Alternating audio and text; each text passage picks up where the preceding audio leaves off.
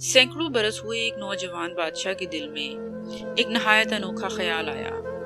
आए दिन की जंगो जदाल को खत्म करने के लिए इसने अपनी फौज के तमाम सिपाहियों को छुट्टी दे दी और इनसे कहा कि तुम सब अपने अपने घरों को चले जाओ और खेती बाड़ी करो। चुनाचे तमाम सिपाही अपने अपने गांव को रवाना हो गए, लेकिन एक सिपाही ऐसा था जिसका ना तो कोई रिश्तेदार था ना खेत खलियान। लिहाजा वो सोचने लगा कि मेरे पास तो सिर्फ बहादुरी के चंद तमगे हैं और जेब खाली। मगर ये सिपाही था बड़ा जरी। चुनाचा वो अपनी किस्मत पर भरोसा करके चल पड़ा। रास्ते में बहुत से जंगल और पहाड़ मिले, लेकिन ये अपनी धुन में मगन गाता हुआ आगे बढ़ता गया। वो तरह तरह के ख्वाब और ख्याल में मुब्तला होता रहा। कभी वो ये तसव्वुर करता कि इसने बादशाह के दुश्मनों को मलगूब कर लिया, और फिर कभी ये तसव्वुर करता कि बादशाह बजाते खुद इसका शुक्रिया अदा कर रहा है। लेकिन इस ख्वाब ख्याली के बावजूद भी काम की जरूरत होती और वो फौरन दौड़ पड़ता। एक जगह पर एक भेड़िया बकरी के एक बच्चे को पकड़ने के लिए झपटा तो सिपाही फौरन खांस पड़ा और बकरी के बच्चे को तेजी से अपनी गोद में उठा लिया। भेड़िया भाग गया। बकरी का बच्चा जिस किसान का था वो भी दौड़ता हुआ वहां पहुंचा और सिपाही का शुक्रिया अदा करने लगा। इस तरह एक घोड़ा लगाम तुड़वाकर भाग खड़ा हुआ। हर तरफ भगदड़ मच गई। सिपाही ने तेजी से दौड़कर घोड़े को पकड़ लिया। इस दिलेरी को देखकर हर शख्स सिपाही की तारीफ करने लगा। एक रोज सिपाही ने देखा कि एक नहायत बूढ़ा आदमी एक बड़ी भारी गठरी उठाए चला जा रहा था, मगर गठरी इतनी भारी थी कि बूढ़ा दौरा हुआ जा रहा था। सिपाही ने लपक कर बूढ़े से कहा, लाइए बड़े मियाँ, मैं आपका ये सामान उठा दूं, मेरे बाजू आपसे ज्यादा मजबूत हैं। ये कहकर सिपाही ने गठरी उठा ली और बूढ़े को बाजार तक पहुंचा दिया। यहाँ पहुंचकर बूढ़ा बोला, बरखुरदार, मेरे पास तुमको देने के लिए पैसे तो नहीं हैं। जब सामान बेचूंगा तब कहीं पैसे मिलेंगे। इस पर सिपाही बोला, मुझे किसी इनाम की जरूरत नहीं, यही क्या कम है कि मैं आपके काम आ सका। ये जवाब सुनकर बूढ़ा बहुत खुश हुआ और कहने लगा, बहरहाल मैं तुमको एक तोहफा देता हूँ। ये कहकर इसने अपनी गठरी में से एक जोड़ा जूता निकाला और सिपाही को देते हुए कहा, इन जूतों में एक खास सिफ्त है, मैं तुमको बताए देता हूँ कि इन्हें किस तरह इस्तेमाल किया जाता है। सिपाही ने जूते लिए। फिर बूढ़े ने सिपाही के कान में कुछ कह दिया। इसके बाद सिपाही वहां से रवाना हो गया। थोड़ी देर बाद वो एक जंगल में पहुंच गया। जंगल में एक दरख्त के पास इसे एक शिकारी बैठा दिखाई दिया। सिपाही ने शिकारी को सलाम किया और कहा, क्या तुम भी मेरी तरह कोई सिपाही हो जो किस्मत आजमाई के लिए आ निकले हो? इस पर शिकारी बोला, तुमने जो कहा वो किसी हद तक सही है, आओ मेरे पास बैठो और अपने बारे में बताओ। चुनाचे सिपाही और शिकारी बड़ी देर तक बातें करते रहे। सिपाही ने इस अरसे में खूब हंसी मजाक भी किया। फिर सिपाही बोला, भाई मुझे तो बड़ी भूख लगी है, तुम किधर जा रहे हो? शिकारी ने कहा, क्या बताऊं, मैं तो इस जंगल में रास्ता ही भूल गया हूँ। ये सुनकर सिपाही बोला, फिर तो तुम मेरे साथ चलो, हम दोनों मिलकर खाना तलाश करेंगे। चुनाचे वो दोनों आगे बढ़े। जंगल इतना बड़ा था कि खत्म ही ना होता था। इतने में शाम हो गई। शिकारी बोला, अब तो रात बसर करने के लिए कोई जगह तलाश करनी चाहिए। इस पर सिपाही ने कहा, काश कहीं खाना मिल जाए। दोनों आगे बढ़ते चले गए। इतने में अचानक इन्हें बहुत दूर रोशनी दिखाई दी। सिपाही बोला, भाई शिकारी, जल्दी चलो, खाने के ख्याल से मेरे मुंह में पानी आ रहा है। लिहाजा ये दोनों इस रोशनी की तरफ रवाना हुए। आखिर ये एक मकान के पास पहुंच गए। सिपाही ने बड़े जोर से दरवाजे पर दस्तक दी। एक बूढ़ी औरत ने दरवाजे से झांक कर पूछा, क्या चाहते हो? सिपाही बोला, बड़ी भी, हमको अंदर आने दो, हमें बड़ी जोर की भूख लगी है और रात बसर करने के लिए जरा सी जगह भी दे दो। ये सुनकर बुढ़िया चिल्लाई, भाग जाओ, जितनी जल्द हो सके भाग जाओ, ये डाकुओं का अड्डा है। इस पर सिपाही बोला, बड़ी भी, अगर डाकुओं ने नहीं मारा तो भूख से मर जाऊंगा, बात वही होगी, मैं आ रहा हूँ। शिकारी ने सिपाही को रोकना चाहा, मगर सिपाही ना माना और कहने लगा, यार घबराओ नहीं, मैं अपनी और तुम्हारी दोनों की हिफाजत करता रहूंगा। इधर बुढ़िया को इन दोनों मुसाफिरों पर तरस आ गया। चुनाचे इसने इन्हें आने दिया, मगर इसने कहा, तुम दोनों जल्दी से चूल्हे के पीछे छुप जाओ, जब डाकू आकर चले जाएंगे तब मैं तुमको खाने पीने को दे दूंगी। लिहाजा ये दोनों चूल्हे के पीछे छुप गए। शिकारी बोला, अरे यहाँ तो बड़ी गर्मी है। इस पर सिपाही बोला, मुझे तो गर्मी की परवाह नहीं, हाँ भूख ने मेरा दिवालिया निकाल रखा है।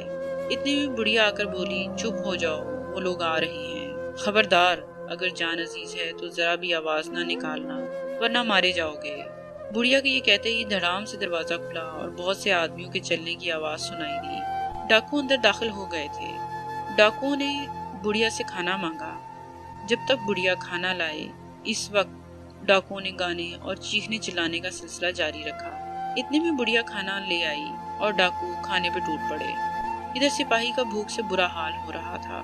چپکے سے شکاری سے بولا، یار میں تو اب برداشت نہیں کر سکتا، میں تو باہر نکلتا ہوں۔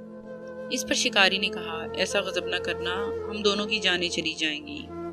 شکاری نے سپاہی کو روکنے کی بہتری کوشش کی، مگر اتنے میں سپاہی کو اس کی زور کی چھینک آئی کہ وہ ضبط نہ کر سکا۔ چھینک کی آواز سن کر ڈاکوؤں کے کان کھڑے ہو گئے۔ سب چلانے لگے، یہ کون ہے، پکڑ لو، جانے نہ پائے، جاسوس ہے۔ چنانچہ تھوڑی ہی دیر میں سپاہی اور شکاری دونوں کو ڈاکوؤں نے پکڑ لیا، ڈاکوؤں کے سردار کے پاس پیش کیا۔ ڈاکوؤں کے سردار کی ایک آنکھ پر کالی پٹی چڑھی ہوئی تھی۔ اس کی صورت بڑی ہولناک تھی۔ وہ بڑے غصے میں چلایا، اچھا تم جاسوسی کر رہے تھے، جانتے ہو ہم جاسوس کے ساتھ کیا کرتے ہیں؟ یہ سن کر سپاہی بولا، پہلے ہم کو کچھ کھانے کو دو، اس کے بعد جو جی چاہے کرنا، بھوک سے میرا برا حال ہو رہا ہے۔ ڈاکوؤں کا سردار یہ غیر متوقع جواب پا کر بڑا متاثر ہوا اور کہنے لگا، سپاہی تمہاری ہمت کی میں داد دیتا ہوں۔ پھر اس نے حکم دیا کہ ان دونوں کو کھانا دیا جائے۔ چنانچہ سپاہی اور شکاری دونوں کھانا کھانے لگے۔ سپاہی نے تو جو ڈٹ کر کھایا، مگر شکاری پریشانی کی وجہ سے نہ کھا سکا۔ جب سپاہی کھانا کھا چکا تو ڈاکوؤں کا سردار بولا، بس اب تمہارا وقت ختم ہو گیا۔ یہ کہہ کر وہ سپاہی کی طرف جھپٹا اور دوسرے ڈاکو بھی لپکے۔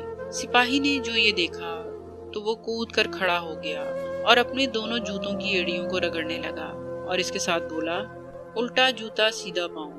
یہ الفاظ سپاہی کو اس بوڑھے نے سکھائے تھے جس کی گٹھری سپاہی نے اٹھا دی تھی، جس کے سلے میں سپاہی کو بوڑھے نے ایک جوڑا جوتے دیے تھے۔ چنانچہ سپاہی کے منہ سے ان الفاظ کا نکلنا تھا کہ تمام ڈاکو جس جگہ تھے وہیں ساکت ہو گئے۔ ان کے پیر زمین میں چپک گئے، معلوم ہوتا تھا جیسے ان کو سانپ سونگھ گیا ہو۔ شکاری نے حیران ہو کر پوچھا، ارے تم نے یہ کیا کر دیا؟ سپاہی بولا، میں نے ان کو طلسم میں جکڑ دیا ہے۔ شکاری نے پوچھا، یہ لوگ کب تک اس حالت میں رہیں گے؟ سپاہی نے کہا، جب تک میں انہیں آزاد نہ کروں۔ شکاری بولا، بھائی سپاہی تم نے تو واقعی کمال کر دیا، چلو اب یہاں سے بھاگ چلو۔ یہ سن کر سپاہی ہنس کر بولا، جلدی کی کیا ضرورت ہے، یہ تو اپنی جگہ سے ہل بھی نہیں سکتے، آؤ اچھی طرح کھا پی لو۔ چنانچہ بڑھیا خوب گرما گرم کھانا لے آئی اور دونوں نے خوب سیر ہو کر کھا لیا۔ پھر سپاہی بولا، اب چلو۔ دونوں پھر روانہ ہو گئے۔ شکاری نے پوچھا، اب کہاں جا رہے ہو؟ سپاہی نے کہا، اب کسی قریبی شہر چلتے ہیں، وہاں خوب تگڑے تگڑے آدمیوں کو لے آئیں گے تاکہ ان ڈاکوؤں کو گرفتار کر لیں۔ جب یہ لوگ شہر پہنچ گئے تو شکاری کو ایک جگہ رک کر انتظار کرنے لگا اور سپاہی نے جا کر اپنے پرانے ساتھیوں کو اکٹھا کر لیا۔ پھر یہ سب لوگ ڈاکوؤں کے مکان پر پہنچ گئے۔ ڈاکو ابھی تک اسی حالت میں تھے۔